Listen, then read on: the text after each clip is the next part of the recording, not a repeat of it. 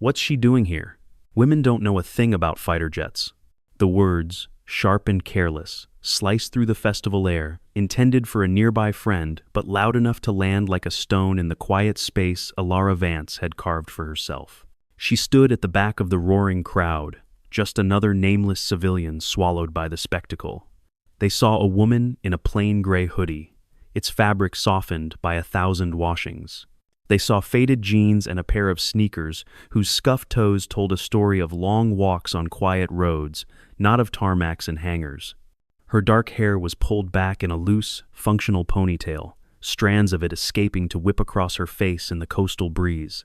She was invisible, and that was precisely how she had designed her life for the past 12 years. The jeers were nothing new. They were part of the noise, like the shrieking engines of the jets overhead, or the buzz of 1,000 conversations. They had no idea that the woman they dismissed was once a name spoken only in hushed, reverent tones in the halls of Miramar. They had no idea she was a legend who had buried her past in silence. The sun beat down on the Naval Air Station, baking the asphalt and making the air shimmer above the runways. The crowd was a living organism, pulsing with excitement.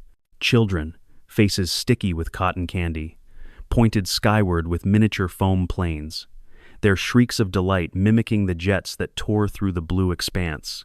Alara didn't look like much to any of them. No makeup, no flash, no hint of the fire that once burned within her. Her face was a calm mask, but her eyes, the color of a stormy sea, were locked on the sky, tracing the impossible angles of an F-22 Raptor as it carved through the clouds. She had been coming to these air shows for years, always finding a spot at the periphery, close enough to feel the ground tremble but far enough to remain anonymous. It was a pilgrimage, a painful ritual of remembrance. Nobody knew her here. Nobody cared to. But today, something felt different. A strange tension coiled in the air, a low hum beneath the roar of the engines. Her fingers, tucked deep in the pocket of her hoodie, tightened around an old keychain. It was a tiny, cold piece of metal, a perfectly rendered model of a fighter jet she had carried since her Navy days. Its edges were worn smooth, its details softened by time and touch. It was the only piece of her past she allowed herself to hold on to. A vendor nearby, a man with a sunburned neck and a voice that seemed permanently set to shout, was hawking commemorative t-shirts. His booth was swarmed with eager buyers. He caught sight of Alara standing alone, a solitary gray figure in a sea of bright summer colors, and rolled his eyes with theatrical disdain. "Hey lady, you lost? This ain't a yoga retreat," he called out, waving a garishly printed shirt like a flag. A ripple of chuckles went through the people around him. Heads turned to stare, their gazes a mixture of amusement and contempt. Alara's fingers paused on the cool metal of the keychain. Her eyes flickered toward him for a fraction of a second, utterly devoid of emotion, before returning to the sky. She didn't answer, just shifted her weight from one foot to the other. The vendor snorted, turning to a customer and muttering, just loud enough to carry, "Some people just don't belong." His words hung in the air, sharp and unthinking, but Alara's face remained a placid lake, her gaze unwavering as she watched the Raptor perform a high G climb. She'd found her spot near the edge of the field, close to the gravel service road. She liked it here, out of the spotlight, just another face. For a decade, this small coastal town had been her sanctuary. She taught yoga at a community center, her life a quiet, predictable rhythm of sun salutations and steady breathing. It was a life built on silence. Nobody asked about her past. Nobody needed to. But the jets overhead, they pulled at something buried deep inside her, a slumbering giant she had painstakingly lulled to sleep. A young girl, maybe 10 years old, stood nearby with her father, clutching a plastic model of the very jet performing in the sky. She pointed a curious finger at Alara. Her voice was childishly loud. "Daddy, why is she here all alone? She doesn't even look like she likes planes." Her father, a burly man in a tight polo shirt, glanced over at Alara, his eyes sweeping over her plain clothes in a dismissive once-over. He shrugged, his voice patronizing. "Probably just lost, kiddo. She doesn't know what's going on." The girl nodded, satisfied with the explanation, and ran off to find the ice cream truck. Alara's hand tightened in her pocket, the sharp edges of the tiny metal jet biting into the flesh of her palm. She took a slow, deliberate breath, the kind she taught her students to use to find their center. Her eyes narrowed slightly, but she stayed quiet, her focus locked on the F-22 as it began a high-altitude loop. Then it happened. A sharp, metallic crack split the air, a sound utterly alien to the orchestrated roar of the show. It was the sound of something perfect breaking. The crowd gasped as one, a collective intake of breath that seemed to suck the very air from the field. High above, the F-22 wobbled. Its sleek, predatory frame, a moment ago the pinnacle of aerodynamic grace, tilted at a grotesque, unnatural angle. A thick, greasy ribbon of black smoke began to trail from one of its engines, a stark wound against the pristine blue canvas of the sky. The voice of the young pilot, thin and laced with a terror that transcended training, crackled over the air station's public address system, cutting through the music and the announcer's cheerful commentary. "Mayday! Mayday! I've lost control. Systems failing." Panic, cold and immediate, rippled through the crowd. The festive atmosphere evaporated in an instant, replaced by a primal fear. A mother grabbed her child's hand, pulling him so close he cried out. A man in a baseball cap, who moments before had been cheering wildly, shouted, "It's going to crash." People began to move. At first it was a shuffle, then a surge. Some ran for the distant cover of the parking lots, a stampede of bodies driven by instinct. The carefully constructed order of the event dissolved into chaos. But amidst the frantic motion, Alara Vance stood utterly still. Her head had snapped up at the first sound of the crack. Her body, which had been relaxed and unassuming, became a statue of coiled tension. The softness in her face evaporated, stripped away to reveal the hard, chiseled lines of a warrior. Her eyes, no longer just watching, were now calculating, her mind dissecting the jet's death spiral, estimating its trajectory, its velocity, its rapidly dwindling altitude. The woman who taught yoga was gone. In her place stood someone else, something else. Her hand gripped the keychain in her pocket so tightly that the metal dug into her palm, a painful, grounding sensation. The jet spiraled lower, a dark, smoking streak against the sky. A group of young men in flashy sunglasses stood nearby, their earlier laughter now replaced by a nervous, adrenaline-fueled bravado.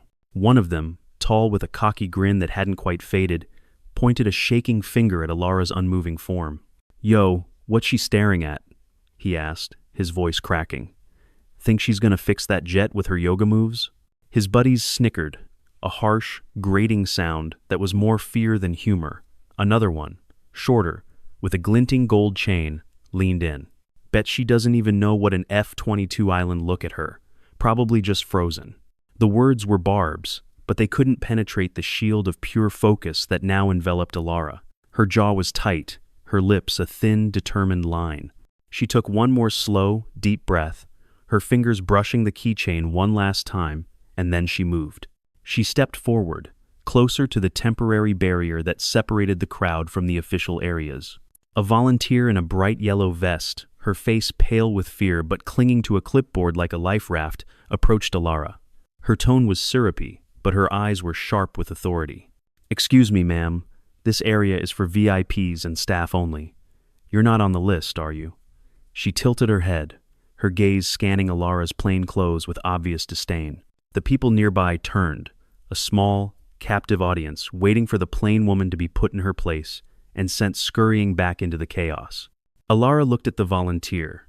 Her expression was calm, but her stormy eyes held an unyielding intensity that made the woman flinch. "I'm where I need to be," she said. Her voice was low, steady, and carried a weight of command that was utterly at odds with her appearance. She turned her gaze back to the spiraling jet. The volunteer's smile faltered. She opened her mouth to argue, but the words died on her lips. She stepped back, muttering under her breath about arrogant civilians. A few feet away, an older man with a weathered face and a navy cap stood watching her. He'd been a pilot himself, decades ago, and he'd been observing Alara, a flicker of something naggingly familiar in the way she stood, in the way her eyes tracked the dying aircraft. He leaned toward his friend, his voice a low rumble. Heard she tried for Top Gun once. Couldn't hack it, dropped out early. Shame, really. His friend nodded, sipping his beer. "Figures. She doesn't look like she belongs here." Alara's lips pressed into an even thinner line. She didn't turn, didn't acknowledge them, but her shoulders squared just a fraction. She took another step, her sneakers crunching on the gravel, bringing her right to the edge of the runway access road. The falling star was getting closer, its desperate descent, a countdown to tragedy. And in the heart of the storm, the ghost of the air show had finally decided to act. The sirens blared louder now, a desperate, wailing counterpoint to the scream of the failing engine. The commanding officer of the air station, a broad-shouldered man named Commander Davies with a severe buzz cut, stormed out of the control tower, his face flushed with a mixture of fury and fear. "Is there anyone here skilled enough to fly a Raptor?" he shouted, his voice booming over the chaos, a Hail Mary thrown into the wind. "Anyone with time on the F-22? The crowd, or what was left of it, went quiet. Heads turned, eyes scanning the faces of strangers, hoping for a miracle. Nobody moved, nobody spoke. The pilots on active duty were all accounted for. The veterans in the crowd were years, even decades, out of practice with a machine this advanced. Hope was a dying ember. It was in that pregnant silence that Alara Vance moved. Her gaze shifted from the sky to the control tower. The softness was completely gone, replaced by something hard, like forged steel catching the light. With a grace that was both fluid and absolute, she stepped over the simple rope barrier, her worn sneakers hitting the hot asphalt with a quiet, definitive purpose. The crowd parted for her, a wave of confused bodies receding from this plain-looking woman who was now walking toward the heart of the crisis as if she owned it. Whispers followed her like a ripple. Who is she? What is she doing? A news reporter, her hair sprayed into an immovable helmet and her microphone clutched in a white-knuckled grip, spotted the anomaly. She nudged her cameraman, her voice sharp with a vulture's excitement. "Get this, some nobody thinks she's going to play hero. Zoom in on her." The camera swung toward Alara, the lens capturing her plain hoodie and steady, unhurried stride. The reporter leaned into her microphone, her tone dripping with saccharine mockery. "It looks like we have a wannabe pilot here, folks. Probably doesn't even know the cockpit from the cargo hold. A dramatic but ultimately foolish gesture in these tragic circumstances." The crowd around her tittered nervously, their phones raised to record the coming spectacle of her humiliation. Alara didn't break stride. Her fingers brushed the keychain in her pocket one last time, a final farewell to the quiet life. Her lips tightened for a split second before she pushed open the heavy door to the control room and disappeared inside. The young guys by the barrier, the ones who had joked about her yoga moves, finally burst out laughing, the tension breaking in a surge of derision. The tall one cupped his hands around his mouth. "What you gonna do, save the day, yoga lady?" His buddy with the gold chain doubled over, wheezing. "She's going to crash that jet worse than it already is." But the retired pilot, the one with the navy cap, watched her go, his beer halfway to his mouth, forgotten. Something about the way she moved calm, deliberate, utterly without panic, made him pause. He leaned forward, squinting, trying to pull a memory from the deep fog of the past. Inside the control room, the air was thick with tension. Officers scrambled, radios crackled with static-filled pleas, and screens flashed with ominous red warnings. A major named Kalen, a man whose uniform was as crisp as his ego, spun around as Alara walked in. He was the kind of officer who loved the sound of his own voice, always quick to shut down anyone who didn't fit his rigid mold. He looked her up and down, his lip curling in disbelief.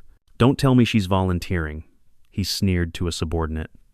"Security, get this civilian out of here. We don't have time for this circus."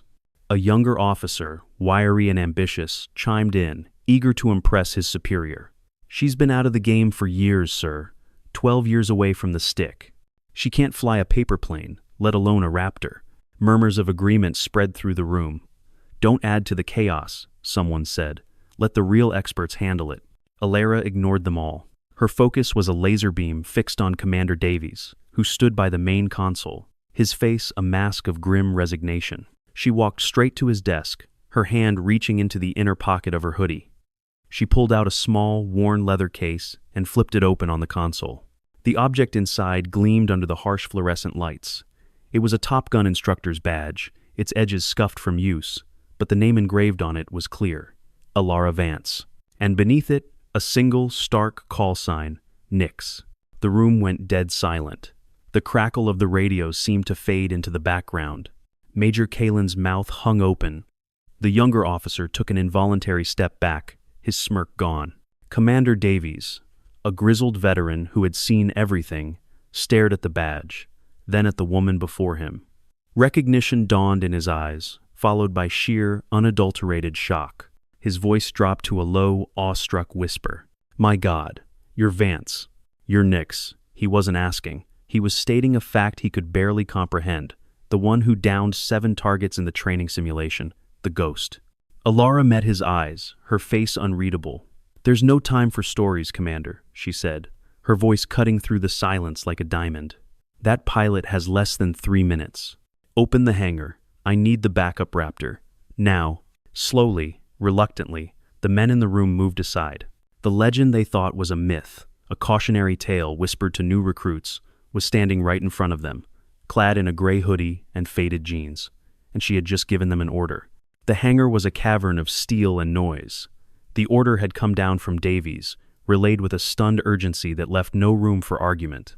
But as Alara strode across the polished concrete floor toward the backup F-22, a sleek predator waiting in the shadows, the echoes of doubt followed her.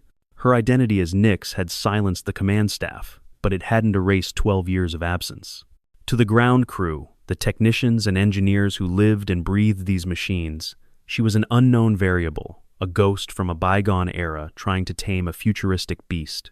A technician, a wiry man with grease permanently etched into the lines on his hands, looked up from the jet's pre-flight panel as she approached. He snorted, shaking his head and speaking to his colleague, just loud enough to be heard over the whine of the auxiliary power unit. This jet's next general all-glass cockpit, fly-by-wire. She trained on steam gauges. She won't keep up. No way. Another tech, older, with a permanent scowl that seemed to have been issued with his overalls, muttered, 12 years gone. Her reflexes are fossilized. The G-forces alone will make her black out. A young soldier, barely out of training, stood guard by the cockpit ladder, his face a hard mask of disciplined worry.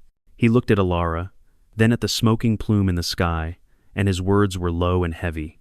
"If she fails, that kid dies with her." The words hung in the air, a heavier weight than the pressure of the atmosphere.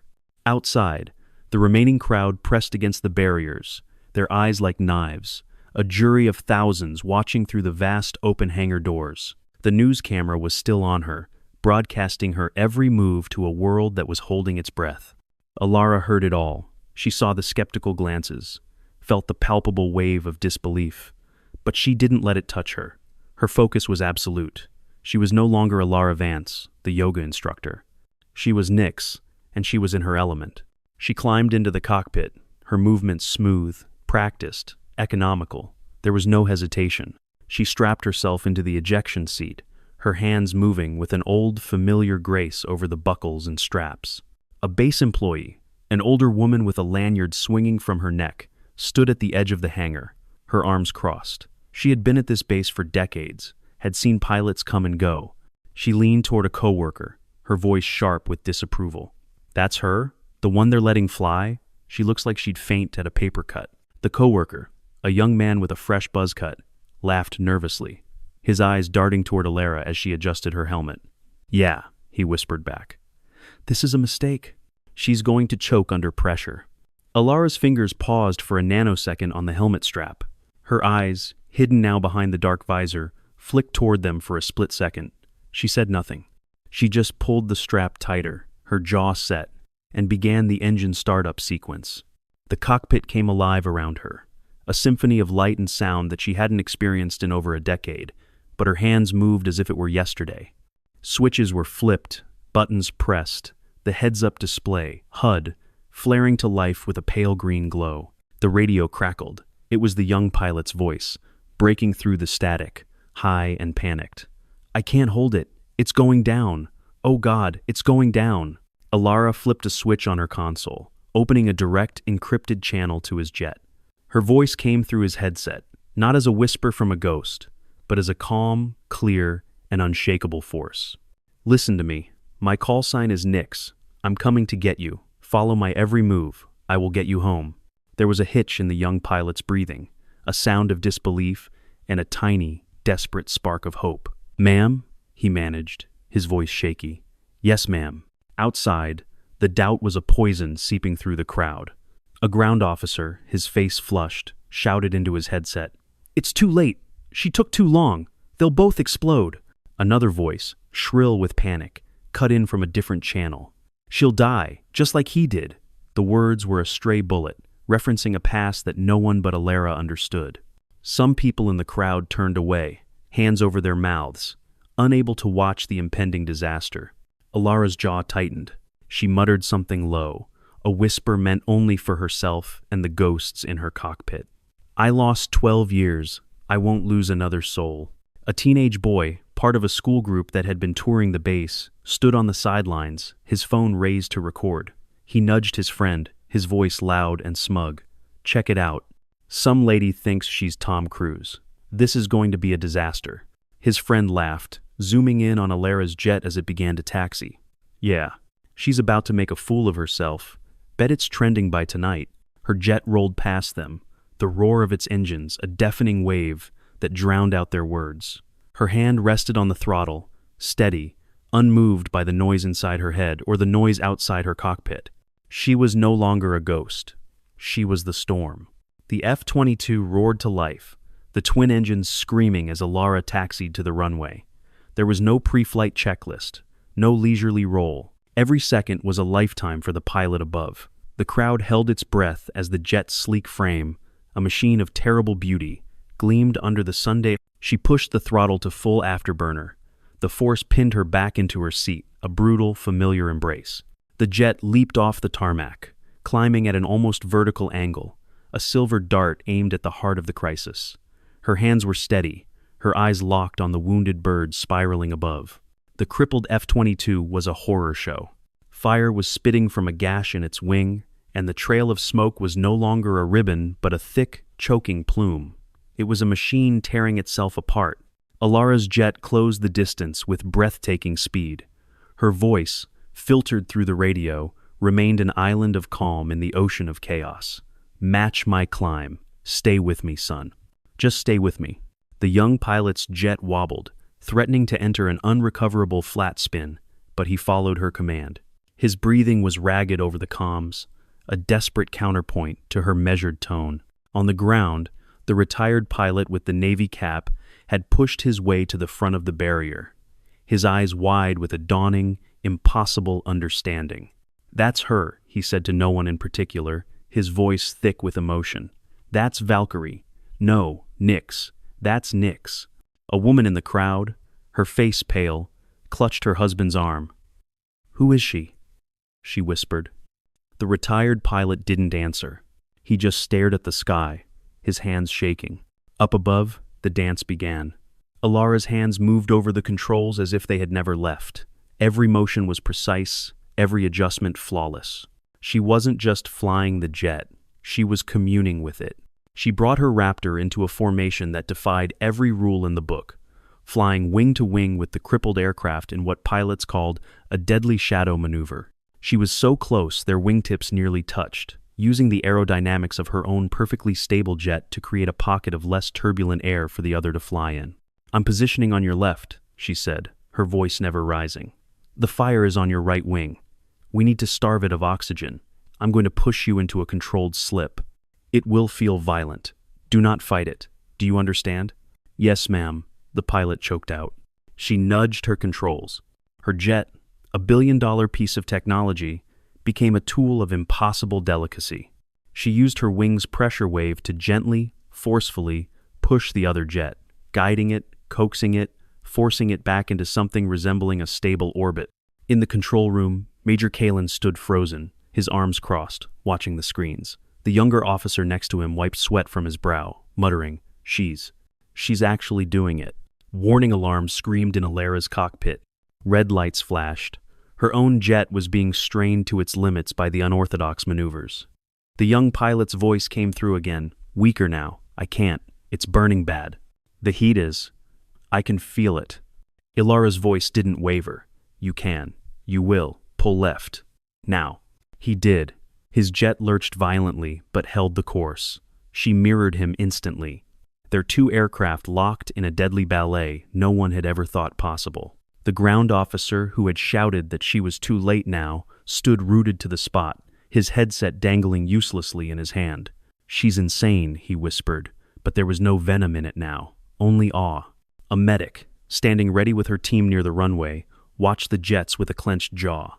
She turned to her partner, her voice low. "If she pulls this off, I'll eat my entire kit." No way she has the nerve for this after so long. Her partner, a younger woman, nodded, her eyes wide with a mixture of terror and fascination. "She's going to crash, and we'll be cleaning up the mess." The medic's words were sharp, but her hands trembled as she double-checked the contents of her trauma bag, her eyes flicking constantly back to the sky. Alara's jet banked sharply, the crippled F-22 following like a broken-winged chick following its mother. The flames flickered, starved for a moment, but held steady. The medic's hands stilled, her breath caught in her throat as the two jets began their impossibly slow, synchronized descent. "The runway is in sight," Alara said. Her voice was still calm, but there was a new edge to it, the sound of a marathon runner entering the final, agonizing stretch. Landing gear down. "Let the emergency systems do their work. I'm taking the lead. Follow me down." The runway loomed closer. The world below was silent, every eye, every camera, every soul fixed on the two descending specks. They were no longer just machines. They were a testament to the will of the lone pilot in the lead jet, the ghost who had returned from the dead to dance with death one more time. The descent was the most perilous part of the dance. The crippled F-22 was a wounded beast, shaking and groaning, its structural integrity failing. Flames licked along its right side, a fiery tongue threatening to consume it whole. Alara's voice was the only thing holding it together, a steady, calm thread stitching the sky back together. "Ease back on the throttle. Let me take the lead. Match my descent rate. Don't look at the fire, look at me." The runway loomed closer, a gray ribbon of hope. The crowd was a statue garden. 1,000 people turned to stone, holding a collective breath. Alara's backup F-22 touched down first. It wasn't a show landing. It was a perfect, brutally efficient military landing. The tires smoked as they hit the asphalt, and the jet skidded to a stop in a shockingly short distance. Then came the crippled jet. It followed her path down, its landing gear screeching in protest as it deployed. It hit the asphalt hard, bouncing once, twice, smoke pouring from its tires and the burning wing. Emergency crews, clad in silver fire-retardant suits, sprinted forward before it had even come to a full stop, spraying thick white foam onto the flames. Sirens, held silent during the descent, now wailed, breaking the spell. The crowd erupted, a single, unified roar of cheers, gasps, and relieved sobs washed over the airfield. It was the sound of a miracle witnessed. Inside her cockpit, Alara unstrapped herself. Her breath was coming in heavy, ragged gasps. She climbed out, her movements still precise but slower now. Her legs shook as her sneakers hit the hot ground, but she stood tall, her eyes scanning the runway, watching as the emergency crew pulled the pale, stumbling young pilot from his scorched cockpit. Her job was done.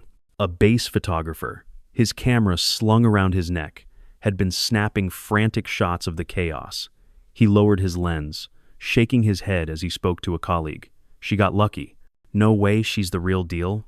Probably just coasted on someone else's plan from the tower."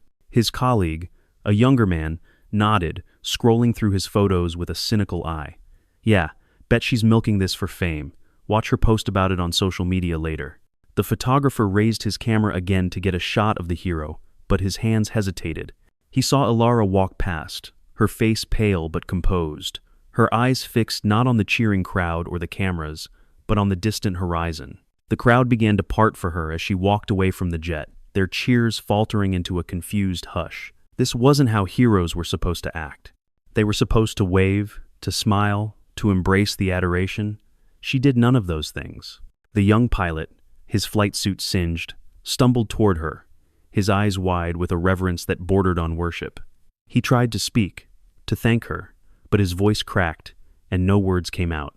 Alara simply looked at him, met his gaze, and gave a single, small nod. Then she turned and walked away. The cheering was still there, but it was different now, more subdued. The voices from earlier, the mocking, the sneers were gone, replaced by a profound, uncomfortable silence. The tall guy with the sunglasses stood at the barrier, His cocky grin long faded, his face ashen. His buddy with the gold chain stared at the ground, kicking at a loose pebble. The woman in the sundress who had patronizingly suggested gardening clutched her purse, her face flushed, deliberately avoiding looking in Alara's direction. But Alara was not walking toward them. She was walking toward the edge of the runway, toward the quiet space she had occupied just an hour before. Her hand brushed against the keychain still in her pocket. She looked one last time at the young pilot, now surrounded by medics, and her shoulders, which had been ramrod straight, relaxed just a fraction. Then she staggered. Her breath left her in a sudden gasp. She took one step, then another, and her knees buckled. The adrenaline that had sustained her, that had held back 12 years of repressed tension and the immense strain of the flight, vanished all at once. The runway blurred, the world tilting on its axis. She hit the ground, her hands scraping against the rough asphalt. Medics rushed forward, shouting, their attention instantly diverted from the rescued pilot to the rescuer. She tried to wave them off, her voice a raw whisper. "I'm fine." They didn't listen. They lifted her gently onto a stretcher. Her protests faded as the edges of her vision darkened, the roar of the crowd and the wail of the sirens dissolving into a welcoming, silent darkness. The crowd watched, completely silent now. The cheers were gone, replaced by a heavy, suffocating silence. Their faces were a complex cocktail of shock, awe, and a bitter dose of shame. The retired pilot pushed his way forward, his navy cap clutched in his hands. "I knew it," he muttered to the empty air, his voice choked with regret and wonder. "I knew it was her." When Alara opened her eyes, the first thing she saw was sunlight streaming through a window, casting long, peaceful stripes across a sterile white room. The air was quiet, except for the low, rhythmic hum of a ventilation fan. She was lying on a cot in the base infirmary. Her flight suit was gone, replaced with a plain gray t-shirt and sweatpants that felt impossibly soft. Her hand brushed against the nightstand beside her. The tiny metal jet keychain was there, placed carefully beside a glass of water. She sat up slowly, her body aching with a profound weariness that went deeper than muscle. She looked out the window. The runway was empty, the jets gone, the crowd dispersed. But the air itself felt different, heavier, charged with the memory of what had happened. The door opened, and Commander Davies stepped in. His face, usually a stern mask of authority, was softer now, the lines around his eyes etched with respect rather than stress. Behind him, visible in the hallway, the scene was surreal. The corridor was lined with pilots, ground crew, and Marines, their uniforms crisp, their faces solemn and unreadable. They stood in silent formation. Alara swung her legs over the side of the cot and stood, her legs unsteady but her back straight. Commander Davies cleared his throat. "Captain Vance," he said, his voice carrying through the quiet room, using a title she hadn't heard in 12 years. "You saved that boy's life. You saved that jet. You saved this base from a tragedy." He paused, his eyes meeting hers, holding them. "You're still one of us, Nix. You always were." Alara's breath caught in her throat. Her hand closed around the keychain on the table. She didn't speak, just nodded once, her eyes bright with an emotion she hadn't allowed herself to feel for a very long time.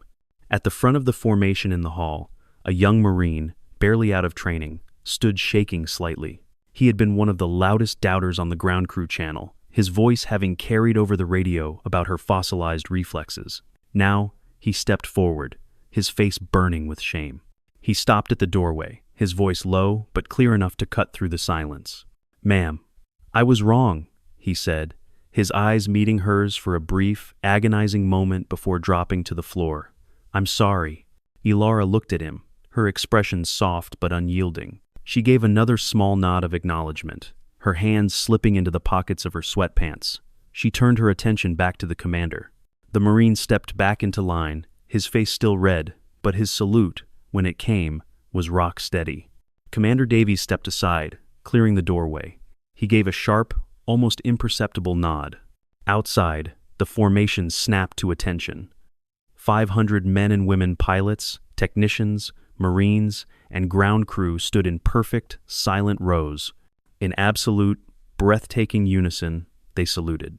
500 hands snapping to their brows in a single, silent thunderclap. Alara's throat tightened. She stepped to the door, her sneakers silent on the linoleum floor.